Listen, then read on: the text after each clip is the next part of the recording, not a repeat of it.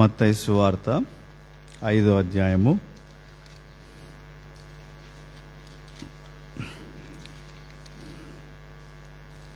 Gospel according to Matthew chapter 5.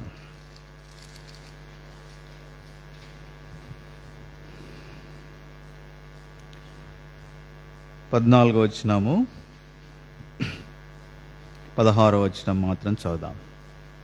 14 నుంచి 16 వరకు మొత్తం చదువుదాం. అందరం కలిసి చదుదామా? Let us read all together. అందరం కలిసి చదుదాం. మత్తయి 5:14 నుంచి. మీరు లోకమునకు వెలుగై ఉన్నారు. కొండ మీద నుండి పట్టణము మరుగై ఉండనేరదు. మనుషులు దీపం వెలిగించి కొంచెం కింద పెట్టరు గాని అది ఇంట నుండి వారికి అందరికి వెలిగించుటకై దీపస్తంభం మీదనే పెట్టుతారు. మనుష్యులు మీ సత్క్రియలను చూచి పరలోకమందున మీ తండ్రిని మహిమపరచునట్లు వారి ఎదుట మీ వెలుగు ప్రకాశింపనీయుడి. అయిన మాటలు దేవుడు మన మధ్యలో ఆశీర్వదించి మనందరితో మాట్లాడను గాక. ఈ దినం సాయంకాలము ఈ విధంగా వెలుగైనటువంటి వ్యక్తి ఆ వ్యక్తి యొక్క వెలుగు ఈ లోకంలో ప్రకాశింపజేసిన వ్యక్తిని నేను మీ ఎదుట ఉంచాలని కోరుతుంటున్నాను. కాబట్టి మనము యవనస్తుల కోడికలో ఆయా రీతిలుగా ధ్యానించుకుంటూ వస్తున్నాం. We're meditating about Bible characters. Bible గ్రంథంలో దైవజనుల గురించి ధ్యానిస్తున్నాం. తర్వాత we're meditating principles, we're meditating questions and answers, and also we're meditating about some victorious peoples biodata కదా. కాబట్టి ఈ దినము మనము ఒక వ్యక్తి యొక్క బయోడేటా, అతని యొక్క జీవిత చరిత్ర మనం ధ్యానించుకోవడానికి నేర్చుకుందాం. ఎందుకని వ్యక్తుల యొక్క జీవిత చరిత్రలు చదవాలి? వారి యొక్క జీవిత చరిత్రలు మనం చదివినట్లయితే మనకెంతో వారి ద్వారా ఎన్నో పాఠాలు నేర్చుకోవచ్చు, ఎంతో ఉద్యోగం కలుగుతుంది. కాబట్టి యవ్వన జీవితంలో వ్యక్తుల యొక్క మన ఎదుట దేవుడు ఉంచినటువంటి మాదిరికరమైన వ్యక్తుల యొక్క జీవితాలు చదవడం అనేది చాలా అవసరం. ఎందుకంటే మీరు ఆలోచించండి, చాలామంది యవనస్తులు, ఉన్నత స్థితికి వెళ్ళిన యవనస్తులను అడగండి. వారి ఒక అనుభవం ఏంటంటే వారు కూడా ఇలాగా గొప్ప గొప్ప వ్యక్తులకు జీవిత చరిత్రలు చదివిన వారే. అందుకనే వాళ్ళు అలాంటి ఇన్స్పిరేషన్ ఉంది, అలాంటి పట్టుదల వచ్చింది, అలాంటి వాళ్ళకు పోరాట పటిమ వాళ్ళతో కలుగుతూ వచ్చింది. అందుకనే అది అంటే ఫిజికల్ లైఫ్లో కానీ స్పిరిచువల్ లైఫ్లో కానీ వారు జీవిత చరిత్రలు చదువుట ద్వారా ఎంతగానో వారు ఇన్ఫ్లుయెన్స్ చేయబడ్డారు, ప్రభావితం చేయబడ్డారు. కాబట్టి మనం కూడా ఆత్మీయ జీవితంలో ఎంతోమంది యొక్క జీవిత చరిత్రలు దేవుడు మన ఎదుట ఉంచున్నాడు. అందుకని హెబ్రీ 12వ అధ్యాయం మొదటి వచ్చిన ఎంత గొప్ప సాక్షి సమూహం కదా. కాబట్టి అంత గొప్ప సాక్షి సమూహం ఎలాగుందంట? మేఘం వల్ల ఆవరించిందంట. కాబట్టి మనకేమో మేఘం కనపడట్లేదు కదా. తల పైకెత్తి చూస్తే కదా కనపడేది. మేడం కింద ఉంటుందా? మేఘం కింద ఉండదు. కాబట్టి మనం ఎప్పుడు కింద చూస్తున్నాం కాబట్టి మేఘం కనపడట్లేదు. అందుకని ఒకసారి తల పైకెత్తి చూస్తే, అంటే జీవిత చరిత్రలు చదివితే మనకు అర్థమవుతుంది. ఈరోజు ఒక వ్యక్తి, I want to tell about Samuel Chadwick అనేటువంటి వ్యక్తి గురించి మీకు తెలియజేయాలనుకుంటున్నాను. ఈ శామ్యూల్ చాడ్విక్ అనేటువంటి దైవజను గురించి చెప్పబడిన మాటలు ఏంటంటే, he burn for Christ and he shine for Christ అంట. ఆయన క్రీస్తు కొరకై కాల్చబడ్డాడు, క్రీస్తు కొరకై ఆయన ఎంతగానో ప్రకాశించినాడని అతని గురించి ఒక దైవజనుడు అంటూ వచ్చినాడు. ఈ యొక్క వ్యక్తి ఎంతో బుధస్థితిలో జన్మించినాడు, కానీ he became a great professor in a great Christian college. ఒక గొప్ప కాలేజీలో ఆయన ప్రొఫెసర్గా అయిపోయినాడు. అంతేకాదు ఆ కాలేజీలో హీ టాట్ 20 years, 20 సంవత్సరాలు ఆయన దేవుని గురించి బోధిస్తూ వచ్చిన వాడుగా ఉంటున్నాడు. ఆయన అంతేకాదు అనేక ప్రాంతాలు ప్రపంచంలో తిరిగి దేవుని వాక్యాన్ని బోధించినాడు. He worked even with DL Moody గారితో కూడా కలిసి పనిచేశాడు ఈ శామ్యూల్ చాడ్విక్. ఈయన రాసిన ఒక గొప్ప పుస్తకం ఏంటంటే ద పాత్ ఆఫ్ ప్రేయర్ అనేది చాలా ఫేమస్ బుక్. అంటే ఈ ప్రేయర్ గురించి ఎన్నో సంగతులు దాంట్లో ఆయన రాస్తూ వచ్చినాడు.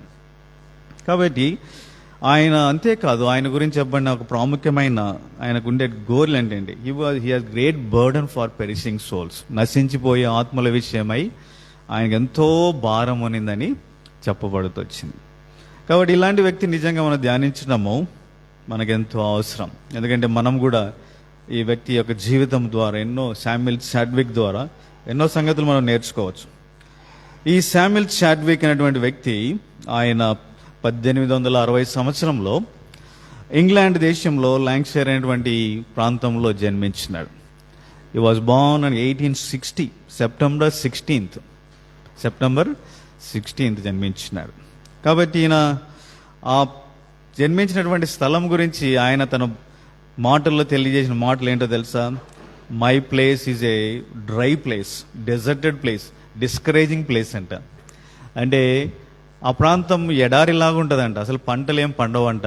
అంత అటువంటి ఎంతో నిరుత్సాహం కలుగుతుందంట. ఎవరైనా అక్కడికి వెళ్తే, ఆ ప్రదేశంకి వెళ్తే ఎంతో నిరుత్సాహంగా కనపడుతుందంట. అంటే అంత ఎండిపోయిన చెట్లు, ఎండిపోయినటువంటి నేల, అలాంటి ప్రదేశం వాళ్ళది. కాబట్టి అలాంటి కుటుంబంలో ఆయన ఎంతో బీద స్థితిలో జన్మించాడు. పెద్ద కుటుంబం వారిది. అలాగే ఆ కుటుంబంలో జన్మించినాడు.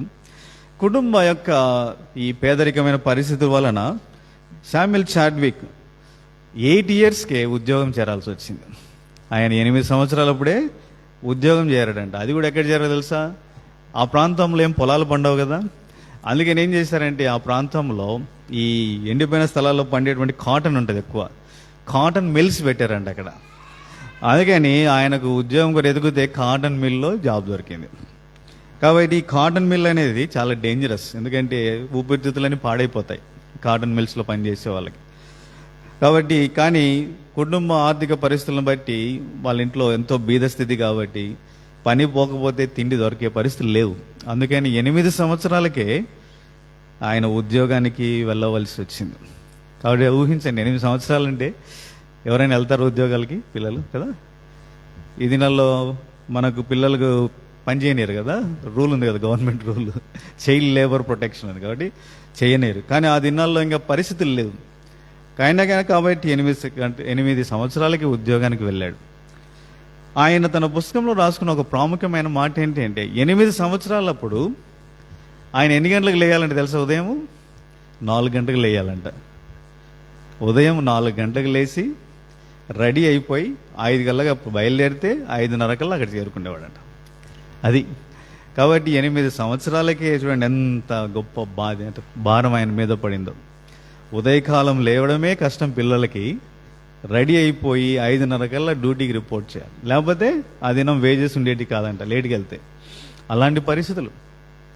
కాబట్టి ఆయన దీన్ని బట్టి ఆయన తన జీవితంలో పుస్తకంలో రాసుకున్న ఒక మాట ఏంటంటే, దేవుడు అటువంటి పరిస్థితులు నన్ను తీసుకుని వెళ్ళడం ద్వారా నాకు ఎంతో మంచి పాఠాన్ని నేర్పించాడు. ఏంటి ఆ పాఠం అంటే, అర్లీగా లేవడం అనేది నేను నేర్చుకున్నాను. ఉదయకాలము అర్లీగా లేవడం అనేది నేను నేర్చుకున్నాను. అది నా జీవితంలో ఎంతో ఆశీర్వాదానికి కారణమైంది అని ఆయన చెప్పాడు.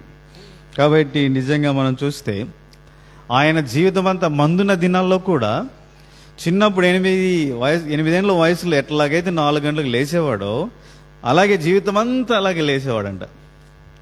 అదొక హ్యాబిట్గా తన జీవితంలో చేసుకొని అలాగా ఆయన లేచేవాడంట. కాబట్టి అందుకని ఆయన అంటాడు, నాకు ఎన్నో పరిస్థితులు వ్యతిరేకంగా ఉన్నా, ఎన్నో కష్టాలున్నా, నాకు దేవుని సన్నిధిలో ప్రార్థించడానికి నాకు సమయం ఉండేది అంటాడు. కాబట్టి మనం కూడా నేర్చుకోవాల్సిన పాఠం ఏంటి అంటే, we have to get up early. అది ఎంతో అవసరం. కాబట్టి అర్లీగా లేవాలంటే ఏం చేయాలి? అర్లీగా పడుకోవాలి. అర్లీగా పడుకోవాలంటే ఏం చేయాలి? అర్లీ తినాలి. అర్లీగా తినాలంటే ఏం చేయాలి? అర్లీగా చదువుకోవాలి కదా. అన్నీ అర్లీగా చేసుకోవాలి. సో ఎక్కడే కానీ ఇంకా లీజర్గా ఉండడానికి లేదు. కాబట్టి ఎంతో జాగ్రత్తగా మీ టైం టేబుల్ సెట్ చేసుకుంటే తప్ప you cannot go to bed అర్లీగా వెళ్ళలేరు, లేకపోతే చాలా కష్టం. కాబట్టి ఈ విధంగా అర్లీగా లేవడం అనేది నేర్చుకోవడానికి ప్రయత్నం చేయండి.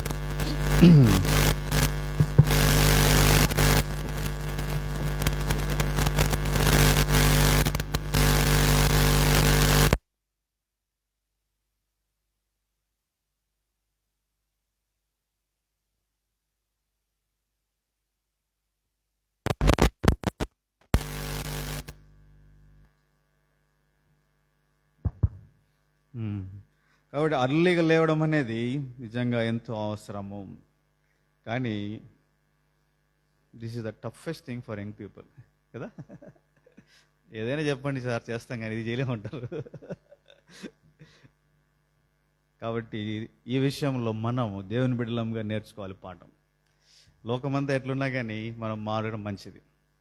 కాబట్టి దీనివల్ల ఎంతో ఆరోగ్యానికి మంచిది, చదవడానికి సమయం దొరుకుతుంది. చూడండి, ఒక టైం మేనేజ్మెంట్లో ఒక దేవుని భక్తుడు ఇలాగన్నాడు, ఆఫ్టర్ 10:30 మన మైండ్ ఎక్కువ పనిచేయదంట. కాబట్టి మన మైండ్ ఎక్కువ పనిచేయదు కాబట్టి ఏం చేస్తూ ఉంటారంటే అనవసరమైన వాటిన్నిటిలో వేస్ట్ చేస్తూ ఉంటారు టైం. దానివల్ల ఉపయోగం ఉండదు, ఎట్లా చదవలేరు. కాబట్టి ఏం చేస్తారు, రిలాక్స్ కోసం ఏదో ఒకటి చేస్తూ ఉంటారు అనమాట, లేకపోతే చిట్ చాటింగ్. దీంతో టైం అంతా వేస్ట్ అయిపోతుంది. కాబట్టి ఆ టైం తర్వాత మేల్కోవడం అనేది వేస్ట్. సరే, ఒక హాఫ్ అన్ అవర్ రిలాక్స్ అయినారు అనుకోండి, అట్లీస్ట్ 11 కల్లా మనం ఏం చేయాలి, పడుకోవాలి. సో 11th అవర్ దాటకుండా చూసుకోండి నిద్రపోవడానికి. కాబట్టి ఆ సమయం దాటిందంటే ఇంక మీ చేతిలో ఫోన్ తప్ప ఇంకేం ఉండదు. ఫోన్లో మాట్లాడడమో, ఫోన్లో చిట్ చాటింగ్ చేయడమో ఇదే ఉంటుంది తప్ప వేరేది ఉండదు. కాబట్టి అది అపాయకరమైన time. So never wake up till 11 o'clock unless you have definitely serious work. మీరు జాగ్రత్తగా సమయాన్ని ఉపయోగించుకుంటున్నాము అంటే తప్ప, లేకపోతే పడుకోవడం అనేది మంచిది. ఎగ్జామ్స్ టైంలో కావాలంటే మేల్కోండి, ఎందుకంటే ఆటోమేటిక్గా మీకు టెన్షన్ ఉంటుంది లోపల కదా. కాబట్టి ఎగ్జామ్ టైంలో దేవుని భయం కూడా చాలా ఎక్కువ ఉంటుంది. అంత భయము, ఎందుకంటే దేవుడు ఏమైనా చేస్తే ఫెయిల్ చేస్తున్న భయం చాలా ఉంటాయి. కాబట్టి మొబైల్ జోలికి పోరు. కాబట్టి ఎగ్జామ్ టైంలో కావాలంటే మేల్కోండి. మిగిలిన టైంలో మాత్రం ఎప్పుడే కానీ don't wake up till after 11 o'clock. So అది ఒక రూల్ పెట్టుకుంటే జీవితానికి చాలా మంచిది. మీరు అర్లీగా లేవగలరు, అర్లీగా లేస్తే ఎన్నో సంగతులు చేయగలరు. అర్లీగా లేస్తే దినానికి కావాల్సినటువంటి విధానంలో ప్రార్థించగలరు, దినానికి కావాల్సిన విధానంలో ప్లాన్ చేసుకోగలరు, ఎట్లా టైంను సెట్ చేసుకోవాలి, ఏమేమి వర్క్స్ ఉన్నాయి, ఎక్కడెక్కడేం చేసుకోవాలి అనేది ఆలోచించుకోగలరు. తద్వారా you can achieve so many things. అట్లా కాకుండా సడన్గా 8 గంటలకు లేచి 8:30 కల్లా కాలేజీకి వెళ్తే మీ మైండ్ పనిచేయదు, ఏం ప్లాన్ కూడా ఉండదు దాంట్లో. ఏదో గాలి ఎట కొడితే అటు పోతా ఉన్నట్టు ఉంటుంది, అంతే తప్ప దేర్ ఇన్ నో యూజ్ కదా. కాబట్టి శామ్యుల్ చాడ్విక్ ద్వారా మనం నేర్చుకోవాల్సిన మంచి పాఠం ఏంటంటే getting up early in the morning. అది ఎంతో మనకు అవసరం. తర్వాత ఆయన ఇంకా మనం చూస్తూ వచ్చినట్లయితే ఈ శామ్యుల్ చాడ్విక్ గారు ఎంతో పూర్గా డెవలప్ అయ్యారు. హీ వాజ్ విత్ అంటే ఈ గ్రూ అప్ విత్ లేబరర్స్ అంట. అక్కడ అంతా అంటే బట్టలు సరిగా లేని వాళ్ళు, ఆ కాటన్ మిల్స్లో పనిచేసే వాళ్ళతో కలిసి ఆయన పెరుగుతూ వచ్చినాడు. ఇలా వచ్చినప్పుడు ఆయనకు he learn so many the truths about life. జీవితాన్ని గురించి ఎన్నో సంగతులు ఆయన నేర్చుకుంటూ వచ్చారు. కష్టాలేంటి, శ్రమలేంటి, ఇబ్బందులేంటి, ఆర్థిక ఇబ్బందులు ఎలాగుంటాయి. కాబట్టి he learn so many lessons అంట. కాబట్టి నేను అక్కడ పనిచేసిన ఆ దినాలు నాకు ఎన్నో పాఠాలు నేర్పించినాయని ఆయన రాసుకుంటూ వచ్చినాడు. కాబట్టి ఈ దినాల్లో పిల్లలకి ఏం తెలియట్లేదు అస్సలు కదా. కష్టం అంటే తెలియదు, శ్రమ అంటే తెలియదు, వాళ్ళకి ఇబ్బందులు అంటే తెలియదు, అలా పెరుగుతూ ఉన్నారు ఈ దినాల్లో. అందుకని వారికి లైఫ్ గురించినటువంటి కాన్సెప్ట్ అర్థం కావట్లేదు చాలా మందికి. చిన్నదానికి వస్తేనే ఫ్రస్ట్రేట్ అయిపోతారు, లేకపోతే వాళ్ళకి కావాల్సిన దొరకకపోతే ఫ్రస్ట్రేట్ అయిపోతూ ఉన్నారు. కాబట్టి మనం జాగ్రత్తగా ఆలోచించాలి. మనం పెరిగినాము, సరే ఇంతవరకు పెరిగారు, we need to learn about so many things. What is life, what is the sufferings, what is the struggles, what are other things అనేది మనం చాలా జాగ్రత్తగా ఆలోచించాలి జీవితం గురించి. అప్పుడే మనము విల్ అండర్స్టాండ్ ఎవ్రీథింగ్. అంతేకాదు, ఇంకో గొప్ప మేలేంటో తెలుసా, ఇవన్నీ మనం చూసినప్పుడు దేవుడు మనల్ని ఎంత మంచి స్థానంలో ఉంచాడో మనకు అర్థమవుతుంది. నిజంగా దేవునికి కృతజ్ఞులుగా ఉండగలం. అది అర్థం కాకపోతే ఏమవుతుందంటే మనలో ఇంకా డిస్సాటిస్ఫాక్షన్ ఉంటుంది. నాకు అది కావాలి, ఇది కావాలి, ఇది లేదు, అది లేదు అనేటువంటి బాధ ఉంటుంది తప్ప నిజమైన సంతృప్తి అనే లోపల ఉండదు. కాబట్టి జీవితాన్ని ఒకసారి మీరు చూస్తే మీకు అర్థమవుతుంది పరిస్థితి కదా. కాబట్టి శామ్యుల్ చాడ్విక్ అది తన జీవితంలో నేర్చుకున్న పాఠం. తర్వాత 10 సంవత్సరాలు వచ్చినప్పుడు ఆయన తన బయోడేటాలు రాసుకున్నటువంటి సత్యం ఏంటి అంటే 10th ఇయర్లో he accepted lord as a saviour. 10 సంవత్సరాలప్పుడు యేసు ప్రభువును రక్షకుడిగా అంగీకరించాడంట. చూడండి కదా. ఎవరు సండే స్కూల్ చిల్డ్రన్ ఏం చేస్తూ ఉన్నారు, 10 yearsకే he accepted him as a personal saviour. యేసు ప్రభువుని ఇలాగా రక్షకుడిగా అంగీకరించినాడు.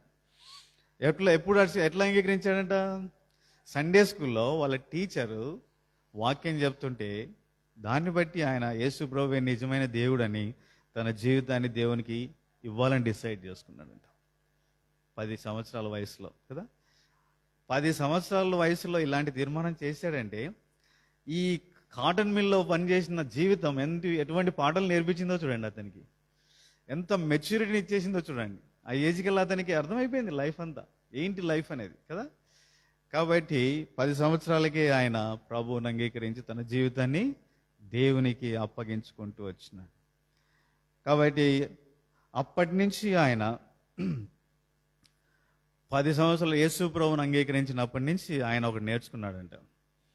ప్రార్థన అవసరత ఏంటి, ప్రార్థన అవసరత ఎంత గొప్పది అనేది తన జీవితంలో నేర్చుకున్న ప్రాముఖ్యమైన పాఠం. కాబట్టి ఆయన ఎప్పుడూ ప్రార్థించేటువంటి వాడు. తనకి సమయం దొరికినప్పుడల్లా ప్రార్థించడం చేయడం మొదలు పెట్టాడంట. రక్షింపబడినప్పటి నుంచి తన జీవితంలో ప్రార్థించడం. ఎన్నిసార్లు ప్రార్థించేవాడు తెలుసా? రోజుకు 3 సార్లు ప్రార్థించేవాడంట.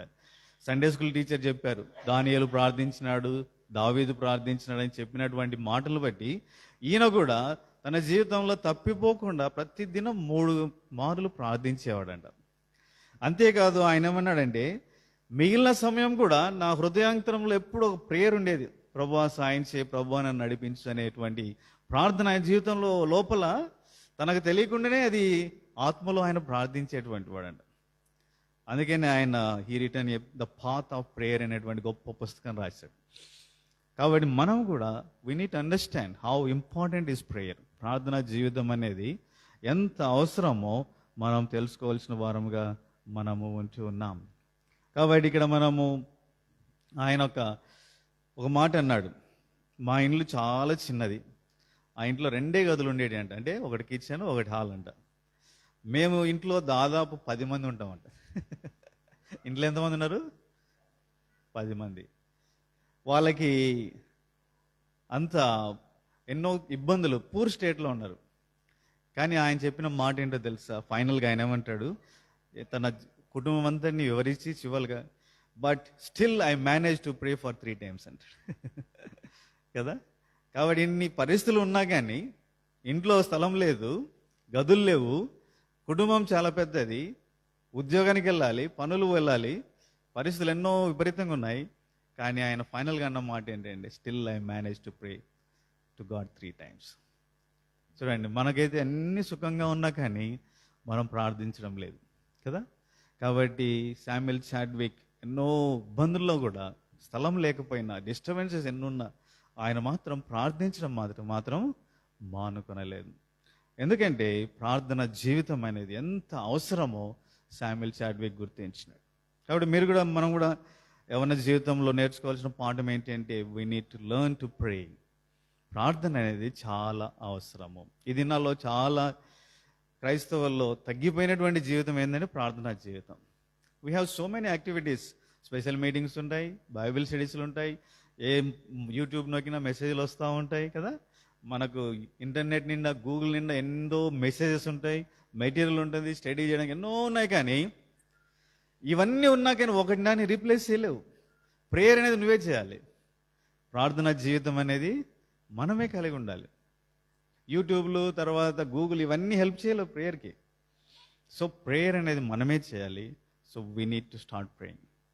మనము సమయాన్ని సెట్ చేసుకోకపోతే, మనకు ఒక సమయం ఫిక్స్ చేసుకోకపోతే ప్రేయర్ అనేది వీలు కానే కాదు. కాబట్టి ఇది మనం నేర్చుకుందాం. నేను ఇదివరకు కూడా చాలాసార్లు చెప్పాను, డేలో ఒక టైం పెట్టుకోండి, ప్రేయర్ టైం అని. పెట్టుకున్నారా? We have to have one time up, ఏదో ఒక టైం. మార్నింగ్ లేస్తే చాలా మంచిది. ఎందుకంటే ఈ లోకమంతా నిద్రపోతుంటుంది, మనకు మంచి ప్రెషస్ టైం దొరుకుతూ ఉంటుంది. ఈవినింగ్ అంటే ఎవడో ఒకడు రూమ్ వస్తారు, రూమ్లో హాస్టల్ అంటే తలుపు తడుతూ ఉంటాడు కదా, ఎవరో ఒకటి డిస్టర్బ్ చేస్తూనే ఉంటారు, ఏదో ఒక డిస్టర్బెన్స్, ఫోన్ కాల్ ఏదో ఒకటి వస్తూనే ఉంటుంది. కాబట్టి మార్నింగ్ కనుక మీరు ప్రేయర్ చేయగలిగితే ఎవరు డిస్టర్బ్ చేయరు. That is the most precious time. కాబట్టి ప్రార్థించడం అనేది చాలా మంచిది. అందుకని ఒక ఆయన అన్నాడు, నేను ఊరికి చెప్తా ఉన్నాను, ఉదయాన్నే నేను ప్రార్థన చేసుకొని తీర్మానించుకున్నాను, కానీ నిద్ర వస్తూ ఉంది. అందుకని ఆయన ఏమన్నాడంటే, నేను నడుచుకుంటా ప్రార్థన చేస్తానంట, నిద్రపోకూడదని. ఆయన ఆశ ఎంతో మంచిది, ఎట్లయినా ప్రార్థన చేయాలనుకుంటున్నాడు కదా. కాబట్టి చాలామంది ఉదయం లేస్తేనే ప్రార్థన అంటారు, కానీ వాళ్ళు దీర్ఘ ప్రార్థన చేస్తూ ఉంటారు. అంటే నిద్రపోయింటారు. కాబట్టి అట్లా చేయొద్దు. పొద్దున లేస్తేనే బాగా మంచిగా మొహం కడుక్కోనండి కదా, కొంచెం సరైన ప్లేస్లో కూర్చోనండి, ప్రేయర్ చేయండి. బెడ్ నుంచి దూరంగా ఉంటే మంచిది కదా. ప్రేయర్ చేయడం చాలా అవసరం జీవితంలో. ఈ ప్రేయర్ అనేది మనకు ఎంతో అవసరం. చాలామంది భక్తులు మీరు చూడండి, బయోడేటాస్ రాసిన పుస్తకాలన్నీ చదవండి. నేను కామన్గా అబ్జర్వ్ చేస్తూ వచ్చిన మాట ఏంటంటే వారి ప్రార్థనా జీవితమే. మనం ఇదివరకు నేర్చుకున్నాం శామ్యుయల్ చాడ్విక్, బక్సింగ్ గారు, బిల్లీ గ్రామ్ గారు, లేకపోతే హడ్సన్ టేలరు, ఈ విధంగా విలియం కేరీ, ఈ విధంగా డేవిడ్ లివింగ్స్టన్, వీళ్ళ జీవితాలన్నీ చదవండి. ఎవరు చెప్పినా కానీ వాళ్ళలో ఒక మంచి గుణలక్ష్యం ఏంటంటే ప్రేయర్ టైం. మేము ప్రార్థించే వాళ్ళం అని ఎంతగానో వాళ్ళు చెప్పేటువంటి వారు. అందుకనే దేవుడు వారిని అలాంటి స్థితిలోనికి తీసుకుని వచ్చినాడు. కాబట్టి మీ జీవితంలో కూడా ప్రేయర్ లైఫ్ అనేది వెరీ వెరీ ఇంపార్టెంట్. కాబట్టి ఏదో ఒక విధంగా మనము అన్ని సెట్ చేసుకోండి, టైం టేబుల్ సెట్ చేసుకోండి, దినచర్యలన్నీ ఒకసారి రాసుకోండి. ఏముంది, ఎక్కడ నాకు కరెక్ట్ టైం దొరుకుతుంది అనేది ఆలోచించుకొని టైం ఫిక్స్ చేసుకోండి. అలా ఒక టైం ఫిక్స్ చేసుకుంటే మీకు అట్లీస్ట్ ప్రార్థించాలని గుర్తన్న వస్తుంది. అసలు ఫిక్స్ చేసుకోలేదండి, ప్రార్థన అనేది గుర్తు కూడా రాదు కదా.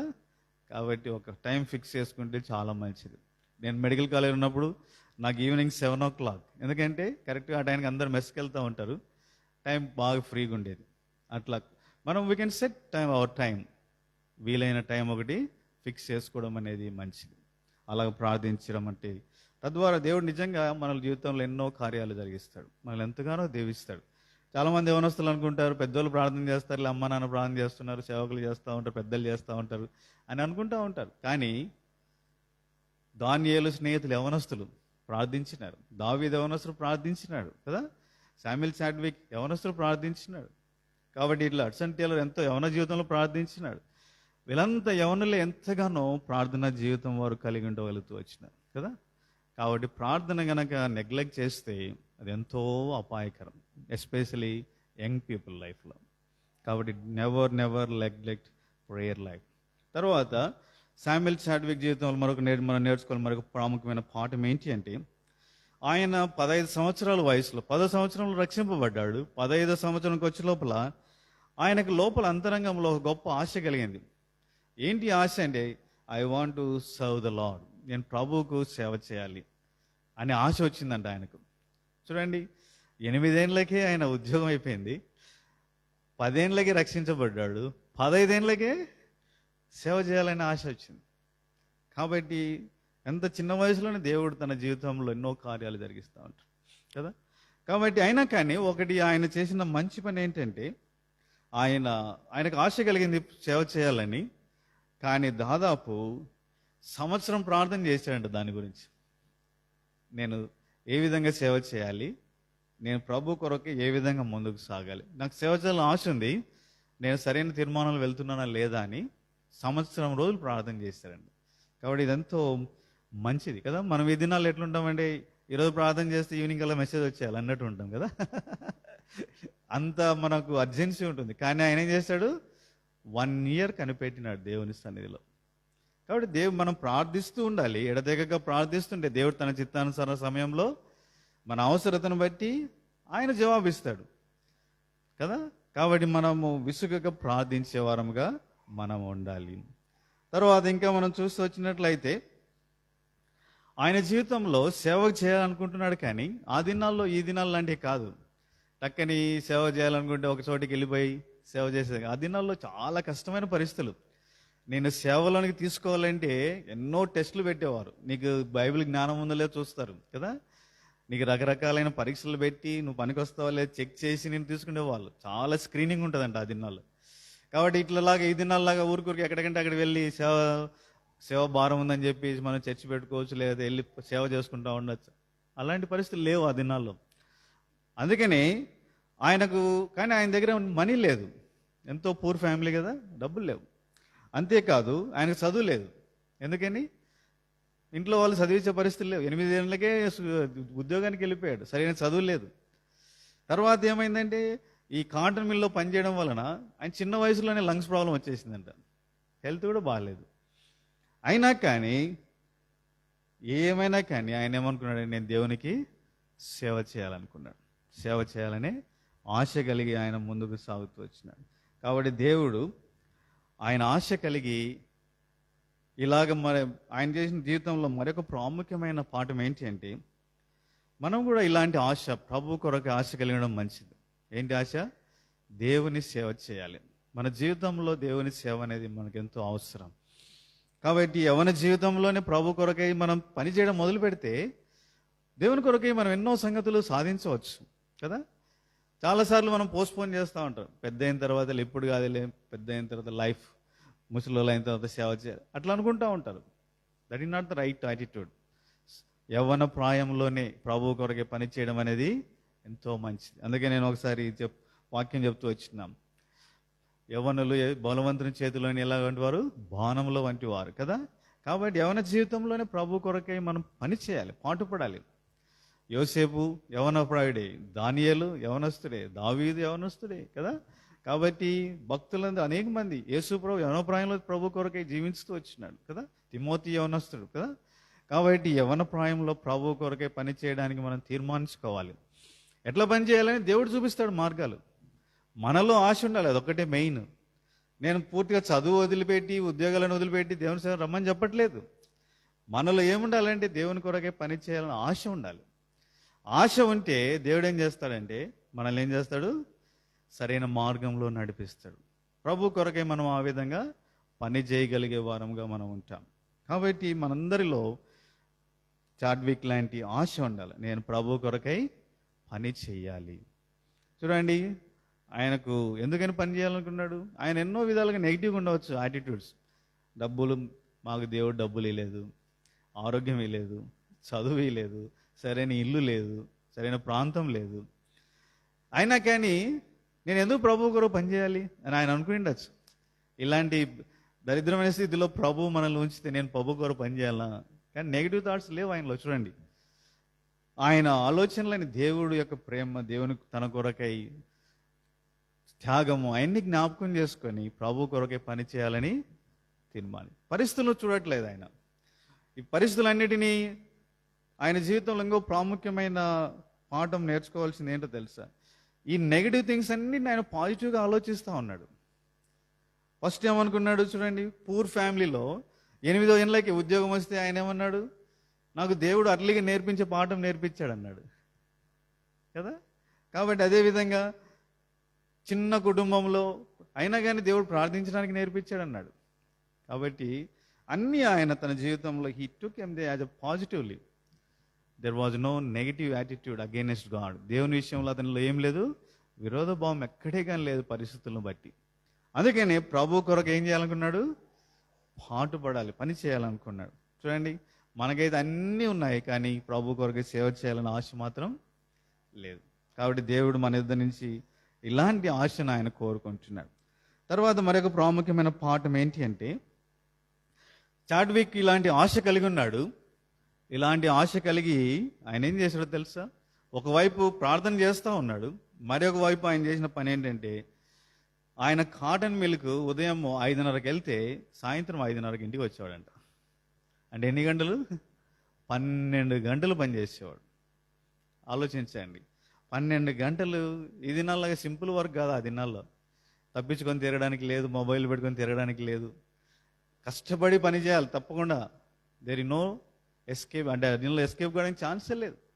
అయినా కానీ 12 గంటలు పనిచేసి వచ్చి ఇంటికి వచ్చిన తర్వాత ఆయన తిరిగి 5 గంటలు దేవుని వాక్యాన్ని ధ్యానించి స్టడీ చేసేవాడండి. ఆలోచించండి, నిజంగా మనం చేస్తామా? ఒకసారి కొంచెం ఉద్యోగం వస్తేనే అయిపోయింది అని పడుకుని తర్వాత ఆ దినాల్లో వాళ్ళకి ఏం సరైన తిండి ఉందా, ఆరోగ్యం ఉందా? కాటన్ మిల్లో పనిచేసి లంగ్స్ ప్రాబ్లం ఉన్నాడు. ఎట్లా మరి వాళ్ళు ఎట్లా చేయగలిగినారు? అది చాలా ఆశ్చర్యం అవుతుంది కదా. 12 గంటలు ఉద్యోగం వెళ్ళి అరగంట ఇంటికి నడుచుకుంటూ వచ్చి మళ్ళా 5 గంటలు ఆయన దేవుని వాక్యాన్ని ధ్యానించి స్టడీ చేసి రాసుకుండేవాడంట. ఎందుకని? ఆయన లోపల ఆశ ఉంది, నేను ప్రభు కొరకై జీవించాలి, ప్రభు కొరకై పని చేయాలి అని ఆశ తనలో ఉందంట. చూడండి, ఒకసారి ఆలోచించండి. వాళ్ళలో ఉన్న పట్టుదల, వాళ్ళలో ఉన్న ఆశ, వారి ఉన్నటువంటి ఆ డిటర్మినేషన్ ఆలోచించండి కదా. కాబట్టి మనం ఎన్నో ఎక్స్క్యూజ్ పెట్టుకుంటూ ఉంటాం.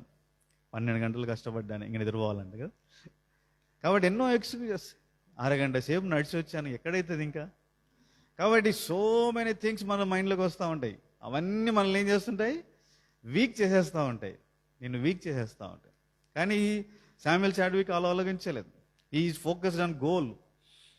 ఆయన ప్రభు కొరకే నేను జీవించాలి, కాబట్టి నాకు టైం ఇప్పుడే దొరికింది.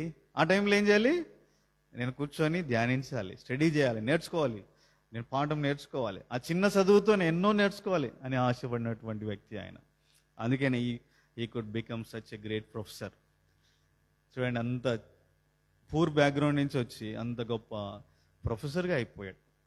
కాబట్టి మన జీవితంలో ఎలాగుంటున్నాం, ఎందుకని ఇక్కడ ఆయన అంతగా ధ్యానిస్తూ వచ్చినాడంటే ఆయనకు ప్రేరేపించబడిన వాక్యం ఏంటో తెలుసా? చూడండి, 2 తిమోతి 3:16-17. 2 తిమోతి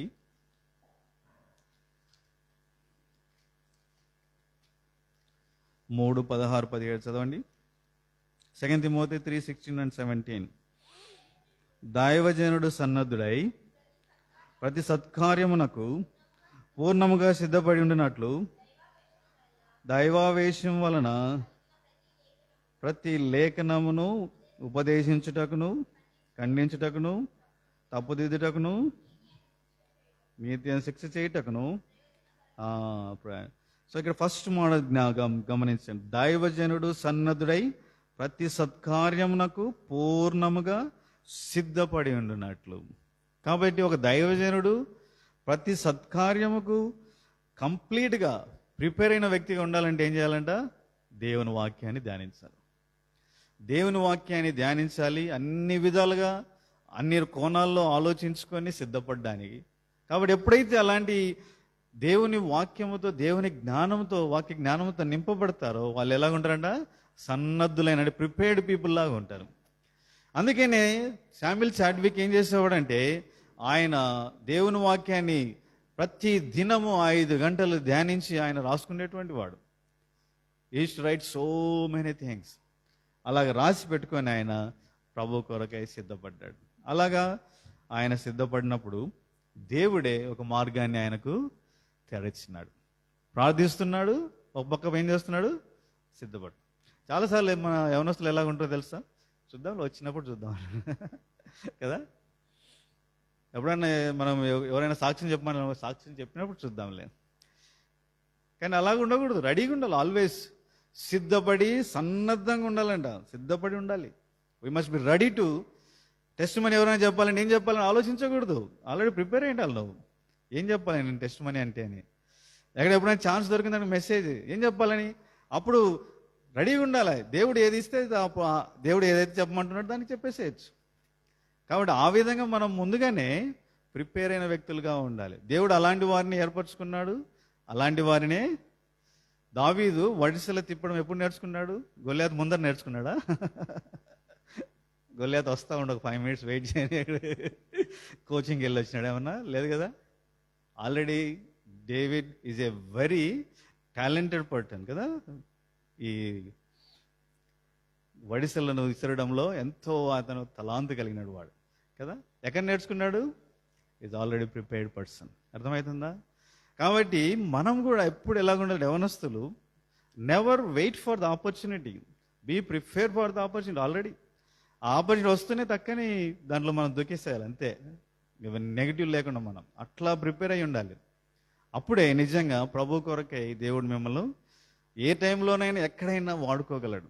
అందుకని ఒక దైవజనుడు ఇలాగన్నాడు, ఆయన డాక్టర్ ఏమంటాడు తెలిసి, a Christian must be an allrounder అంట.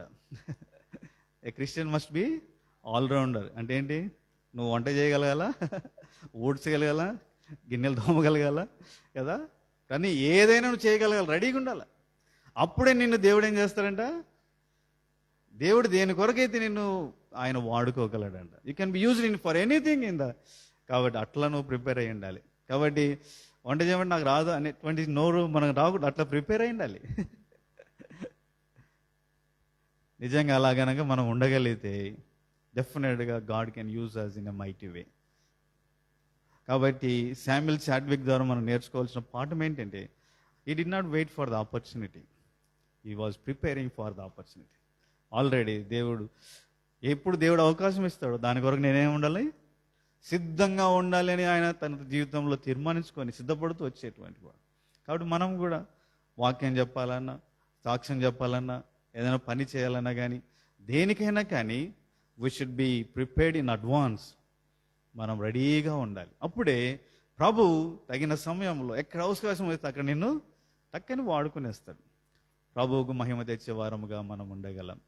ప్రిపేర్ కాకపోతే మనం ఏం చేస్తామంటే, మనం అన్ని సాకులు చెప్తాం, తప్పించుకోవాలని ప్రయత్నం చేస్తాం, లేకపోతే బై ఫోర్స్ మనల్ని ఇరికిస్తే మనం ప్రభు కొరకు ఏం చేయలేం. కాబట్టి మనం ప్రిపేర్డ్ వ్యక్తులుగా మనం ఉండాలి. That should be very very important lesson we need to learn from Samuel Chadwick. తర్వాత ఆయనకు దేవుడు ఆయన ఆశను చూశాడు, తన సిద్ధపాటును చూశాడు. ఒకసారి జోషియా మీ అనేటువంటి వ్యక్తి శామ్యుయల్ చాడ్విక్ని గమనించి ఆయన ఏం చేశాడంటే, he has given him chance to preach everywhere అంట. ప్రతి ఆదివారం ఒక చోటికి పంపించేసేవాడు ప్రీచ్ చేయడానికి. ఎట్లా మరి ప్రతి ఆదివారం అంటే ఎట్లా? ఆయన ఇన్ని రోజులు ప్రిపేర్ అయ్యాడు కాబట్టి, అన్ని రాసుకున్నాడు కాబట్టి ఆయన ఏం చేయగలిగినాడు, ప్రభు కొరకి అన్ని ప్రదేశాల్లో దేవుని కొరకే వాక్యం చెప్పగలుగుతూ వచ్చినాడు. చూడండి తన ప్రిపరేషన్ ఎంత బాగా ఉపయోగపడిందో చూడండి. ఒకవేళ ఆయన ప్రిపేర్ అయ్యకపోతే నిజంగా ఆయన జీవితంలో ఇటువంటి ఘనత పొందిండేవాడు కాదు. కాబట్టి ఆ విధంగా ఎంతగానో ప్రిపేర్ అయిపోయిన వ్యక్తిగా ఉన్నాడు. ఇక్కడ మరొకటి ఆయన చెప్పిన పాఠం ఏంటో తెలుసా, మనము మన డ్యూటీ చేయాలంట, అవకాశాలు దేవుడు ఇస్తాడంట. చాలాసార్లు ఎట్లుంటారంటే, మనకు అవకాశం అవకాశం రాలేదు అని బాధపడుతూ ఉంటారు.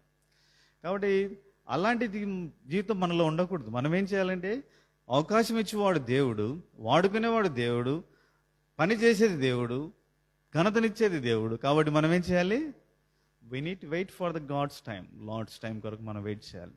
ప్రభువా నువ్వు దేని కొరకు నేను వాడుకోవాలనుకుంటున్నావో దాని కొరకు నువ్వు వాడుకో, కానీ నా పని నేను చేస్తాను. నేనేం చేయాలి, ప్రార్థన పూర్వకంగా వాక్యాన్ని ధ్యానిస్తూ మనం ఏం చేయాలి, ప్రిపేర్ అవుతూ ఉండాలి. నీకు వాక్యం చెప్తే నేను ప్రిపేర్ అవుతానని అనుకోవడమే తప్పు కదా. కాబట్టి మన జీవితంలో ఈ పాఠం నేర్చుకోవాలి. నేను కూడా మెడిసిన్ అయిపోయిన తర్వాత పీజీ ప్రిపేర్ అయ్యేటప్పుడు ఎన్నో మెసేజ్లు రాసుకునేటండి. ఊరికి ఇంట్లో కూర్చొని మా కజిన్ బ్రదర్ వచ్చాడు, ఏంటో బాబు ఎందుకు ఎవరైనా మెసేజ్ చెప్పమంటారా, నేను ఎందుకు రాసుకుంటున్నావు అన్నీ అనేవాడు. నాకు ఇంట్రెస్ట్ లేదు, నేను రాసుకుంటున్నాను చెప్పేవాడిని నేను. కాబట్టి మనము అలాగ రాసుకుంటుంటే మనకు దేవుడు నేర్పించే పాఠాలు, దేవుడు తనకిన సమయంలో ద్వారాలు తెరుస్తాడు. తెరిచినప్పుడు మనం ఏమవుతాం, ప్రభు కొరకే ఘనమైన విధానంలో వాడబడే వారంగా మనం ఉండగలం. కాబట్టి preparation is very important. Not only that, we should not అంటే మన సొంత ప్రయత్నాల ద్వారా ఏదో అవకాశాలు ఎదుక్కుంటూ మనం వెళ్ళకూడదు. అవకాశాలు రాలేదని డిస్కరేజ్ కాకూడదు. మన డ్యూటీ మనం చేస్తుంటే దేవుడు ఏం చేస్తాడు, అవకాశం. అర్థమవుతుందా? ఇప్పుడు దావీదు ఉన్నాడు, అన్నదమ్ములందరినీ పిలిచారు. సామ్యులు దావీదు ఎక్కడో పొలంలో ఉన్నాడు. మరి దావీదు బాధపడుతున్నాడు, అందరినీ పిలిచారే నన్ను ఒక్కరిని పిలవలేదే అని దావీదు ఏమన్నా అనుకుంటున్నాడా? దావీదు తన పని, నా పని గొర్రెలు కావచ్చుకోవడం, నా పని వడిసలు నేర్చుకోవడం, నా పని సింహాలు ఎలుగుబంటిని చంపడం. కాబట్టి తన పని తను బిజీ చేసుకుంటున్నాడు. దేవుడు ఏం చేశాడు, దావీదుకి తెలియకుండానే స్థలానికి తీసుకొచ్చి. అర్థమవుతుందా? If God wants use you, nobody can stop. దేవుడు నిన్ను హెచ్చించాలనుకుంటే ఎవడన్నా ఆపగలడా? ఎవ్వరు ఆపలేరు. మనుషులు ఎన్ని కుతంత్రాలు చేసినా ఆగవు. దేవుడు వాడుకోవాలంటే ఎట్లయినా ఆయన మనల్ని ఉన్నత స్థితికి తీసుకొని వస్తాడు. కానీ ఆయన దృష్టిలో మనలో ఆశ కనపడాలి, ప్రార్థన కనపడాలి. మనం ఆయనకు కొరకై ప్రిపేర్ అయిన వారంగా మనం ఉండాలి. అప్పుడు దేవుడు మనల్ని ఘనమైన విధానంలో వాడుకుంటాడు. తర్వాత చాడ్విక్ ద్వారా ఫైనల్గా మనం నేర్చుకోవాల్సిన ఒక పాఠం ఏంటి అంటే, చూడండి, ఆయన ఒక స్థలానికి కొన్ని దినాల తర్వాత ఒక పాస్టర్గా ఉండడానికి పంపబడ్డాడు. అక్కడికి వెళ్ళిన తర్వాత ఏం జరిగిందంటే, ఆయన తన నేర్చుకున్నటువంటి పాఠాలన్నీ ఎన్నో రాసుకున్నాడు కదా, అవన్నీ ఆయన బోధించడం మొదలు పెట్టాడంట.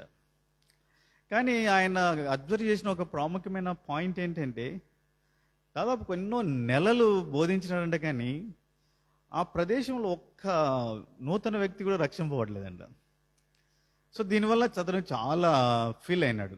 ఏంటి ఇది, ఈ ప్రదేశానికి దేవుడు నన్ను పంపించాడు, నేనేమో ఎంతో కష్టపడతా ఉన్నాను, బోధిస్తూ ఉన్నాను, కానీ ఒక్క ఆత్మ కూడా నూతనంగా మందిరానికి రావట్లేదు, చర్చిలోకి రావట్లేదు, ఏం జరుగుతుంది అని ఆయన చాలా ఆలోచించినాడంట. అప్పుడు ఆయన చెప్పినటువంటి పాయింట్ ఏంటి, ఇన్ని దినాలు చాడ్విక్ నేర్చుకున్న పాటలన్నీ చక్కగా బోధించేవాడు కదా, దాన్ని బట్టి ఆయన ఎంతో హృదయాంతరంగంలో అతిశయపడేవాడంట. నేను చాలా బాగా బోధిస్తాను, నేను చక్కగా బోధిస్తాను, నాకు ఎన్నో పాటలు తెలుసు అని ఆయన లోపల అంతరంగంలో అతిశయపడేవాడు, అంటే గర్వం ఉందని. అప్పుడు దేవుడు మాట్లాడుతూ వచ్చినాడంట, నువ్వు you are boasting about your knowledge of your messages, కానీ దేవుడు అలాంటి విధానాలు పనిచేయడు.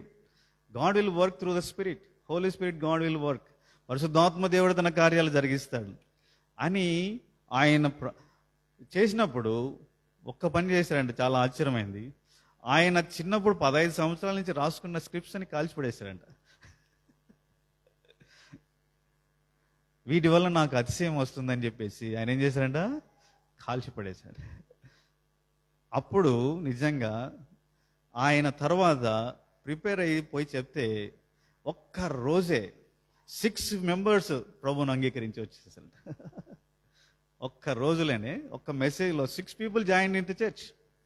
అప్పటి నుంచి ఆయన ఏమన్నాడంటే, ఇంకా ప్రతి దినము కొత్త వాళ్ళంట మందిరానికి. సో హీ కరెక్టెడ్ హిమ్సెల్ఫ్, ఎక్కడ ప్రాబ్లం ఉంది తన జీవితంలో సరి చేసుకున్నాడు. అప్పుడు దేవుడు ఎంతగానో ఆశీర్వాదాన్ని కలిగి, మన పనిలో కూడా ఎక్కడైనా మనకు సక్సెస్ లేకపోతే, ఏదైనా అడ్డంకిగా ఉన్నట్టు అనిపిస్తే, ముందుకు సాగలేకపోతే మనం ఏం చేయాలి, శామ్యుయల్ చాడ్విక్ లాగా we have to SIT and examine our self. మన జీవితాలు మనం పరిశీలించుకోవాలండి. ఎక్కడైనా నాలో గర్వం ఉందా, ఎలా నాకు ఇబ్బంది ఉందా, నేను ప్రభు కంటే I'm I seeking the glory of God, దేవుని కంటే ఎక్కువ మహిమను కోరుకుంటున్నానా, ప్రజల మెప్పు కోరుకుంటున్నానా, లేకపోతే నేను బాగా చెప్పగలను అనిపించుకోవాలనుకుంటున్నానా, am I working for the people or god అనేది మనం జాగ్రత్త పరిశీలించుకోవాలి. అప్పుడు మనం ఏం చేయగలమంటే we can correct our self. Then whatever we do, మనం తర్వాత మనం సరి చేసుకొని మనం పోతే అది చిన్న ప్రయత్నమైన సక్సెస్ చాలా గొప్పగా ఉంటుంది. అర్థమవుతుందా? కాబట్టి ఆ విధంగా మనం ముందుకు, అది శామ్యుయల్ చాడ్విక్ ద్వారా మనం నేర్చుకోవాల్సిన పాఠం. తర్వాత ఆయన ఇలాగా ప్రజలంతా వచ్చేటప్పుడు ఆయన ఏం చేశాడంటే, ఈ started praying more and more. ప్రార్థన చర్చిలో ఆయన వెళ్ళకముందు ఆ చర్చిలో ఏదో రకరకాల ప్రోగ్రామ్స్ ఉండేవి అంట. చర్చిలో అన్నీ ఉండేవి అంట, కానీ ప్రేయర్ మాత్రం లేదంట. ఈయన వెళ్ళిన తర్వాత ఏం చేశారంటే అన్ని క్యాన్సిల్ చేసి అన్ని ప్రేయర్ పెట్టేశారంట. ప్రార్థన ప్రార్థన ప్రార్థన. తద్వారా ఏమైపోయిందంటే ద చర్చ్ ఫుల్ అయిపోయిందంట, బయట కూడా కూర్చుండే వాళ్ళంట. ఎంతో గొప్ప రివైవల్ ఆయన పనిచేసిన స్థలంలో వచ్చింది. ఎంతో మంది ప్రభువుని అంగీకరించినాడు. చాలా మంది వచ్చి ఆయన వచ్చి అడిగేవాళ్ళంట, ఎందుకు మా చర్చెస్ అన్ని ఎంటీగా ఉన్నాయి, నీ చర్చి మాత్రం ఫుల్ అవుతుందని. అప్పుడు అన్నాయనంట, ప్రార్థన జీవితం, ప్రార్థన సంఘంలో ప్రార్థన అంటే దేవుడే ఆత్మలు నడిపిస్తాడు. ఎలా జరిగింది అంటే ఒకసారి అన్నాడంట, ఒకసారి ఇలా జరిగిందంట. ఈయన పనిచేసే స్థలంలో ఏమైందంటే ఒక పెద్ద భయంకరమైన దుర్మార్గుడు ఒకడు ఉన్నాడంట. వాడు ఎప్పుడు తాగి మనుషులను కొట్టడము, చాలామందిని చంపినాడంట. అలాంటి క్రూరుడు ఒకడు ఉన్నాడు, క్రిమినల్ ఉన్నాడంట. తాగుబోతాడు, భయంకరంగా తాగి ఏమో చేస్తూ ఉంటాడు. వాడిని ఎవరు అడ్డగించే వాళ్ళు ఎవరు లేకపోయినంట ఆ దినాల్లో. ఒకసారి ఏమైందంటే వాడు చాడ్విక్ దగ్గరకు వచ్చి ఏడ్చుకుంటూ వచ్చి ప్రార్థన చేయమని అడిగాడంట. చాడ్విక్ ప్రార్థన చేసినాడు. తర్వాత దేవుని వాక్యం బోధిస్తే ఆ వ్యక్తి రక్షించబడ్డాడంట. అప్పటి నుంచి ఇంకా తాగడం పూర్తి మానేశాడంట. ఆ టౌన్లో మొత్తము దెర్ వాజ్ సో హ్యాపీనెస్, అంటే ఎక్కడికి అందరికి భయం లేకుండా పోయింది. అలాంటి రౌడీ షీటర్ మారిపోయే లోపల మొత్తం ఊర్లో ఉండేటువంటి 50% ప్రభువుని అంగీకరించారంట. సో దేవుడు ప్రార్థన చేస్తే అలాంటి కార్యాలు చేస్తాం. కాబట్టి మీ చర్చెస్లో కూడా ఇలాంటివి జరుగుతాయని వాళ్ళకి చెప్పి పంపించాడండి. అర్థమవుతుందా? కాబట్టి ప్రార్థన ఎంతో అవసరం. సంఘంలో పరిచర్య జరగాలన్నా, ఆత్మలు రావాలన్నా ప్రార్థన ఎంతో అవసరం. మన జీవితంలో కూడా ప్రార్థన ఎంతో అవసరం. కాబట్టి శామ్యుయల్ చాడ్విక్ ద్వారా మెయిన్గా నేర్చుకునే పాఠం ఏంటి? ప్రార్థనా జీవితం, అర్లీగా లేవడం. కాబట్టి ప్రార్థన తప్పిపోకుండా ప్రార్థించు. ప్రభు కొరకై, అవకాశం కొరకై ముందుగానే సిద్ధపడి రెడీగా ఉండడం. తన పరిస్థితులన్నీ చూసుకొని డిస్కరేజ్ కాలేదు ఆయన. బీద స్థితి, అనారోగ్య పరిస్థితి, ఇంట్లో ఆర్థిక ఇబ్బందులు, ఇల్లు లేని పరిస్థితి, ఇవన్నీ చూసుకోలేదు. ఈ set a goals for his life. తన జీవితానికి కొన్ని గురి గమ్యాలు పెట్టుకొని ఆయన ముందుకు సాగినాడు. ప్రభు మీద ఆధారపడ్డాడు, ప్రభు సహాయం కోరుకున్నాడు. దేవుడు ఎంతగానో హెచ్చించినాడు. ఒకసారి ఆలోచించండి, అంత పూర్ ఫ్యామిలీ నుంచి వచ్చిన వ్యక్తి ఇంగ్లాండ్ నుంచి అమెరికాకి వెళ్ళి అమెరికాలో అన్ని చర్చెస్లో బోధించినాడు. దేవుడు ఎంత హెచ్చించాడు చూడండి. డిఎల్ మోడీ గారితో కలిసి వాషింగ్టన్ డీసీలో దేవుని వాక్యాన్ని బోధించినాడు. కాబట్టి అలాగే జర్మనీకి వెళ్ళాడు, ఫ్రాన్స్కి వెళ్ళాడు, స్పెయిన్కి వెళ్ళాడు. ఎప్పుడైనా ఊహించింటాడు అంత చిన్న స్థలం నుంచి? అంతేకాదు, ఇంత లంగ్స్ ప్రాబ్లం ఉన్న వ్యక్తి ఎన్నో సంవత్సరాలు బ్రతికాడు దేవుని కృపను బట్టి. ఆ కాటన్ మిల్లో పనిచేసినా కానీ దేవుని కృపను బట్టి ఎంతో ఆరోగ్యంగా ముందుకు సాగుతూ వచ్చింది. దీని అంతటి కారణము ఆయన ప్రార్థనా జీవితం, ప్రభువు మీద ఆధారపడింది. కాబట్టి మనం కూడా ఈయన ద్వారా ఈ పాటలు నేర్చుకోవాలి. అలాంటి విధానంలో మనం కూడా ప్రభు కొరకై ముందున్న దినాల్లో మనం సిద్ధపడాలి. అలాంటి శామ్యుల్ చాడ్విక్ లాంటి వ్యక్తులుగా మనల్ని దేవుడు తీర్చును గాక.